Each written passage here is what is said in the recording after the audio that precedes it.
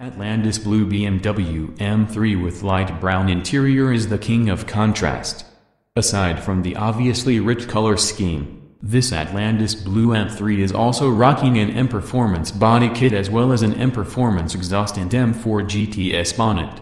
It's nearly identical to that speed yellow M3 we showed you last week, a car that was also on display at BMW's Abu Dhabi showroom.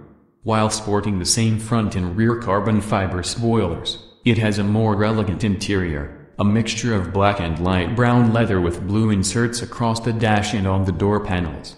The only carbon fiber we can see is used on the rear diffuser, exhaust tips, rear wing, front spoiler and possibly the roof.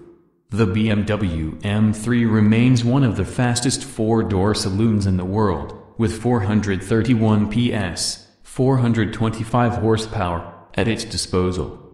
It will max out at 250 km per hour, 155 miles per hour, if you don't mind the electronic limiter, and hit 100 km per hour, 62 miles per hour, in just 4.1 seconds as long as you let it do all the shifting for you.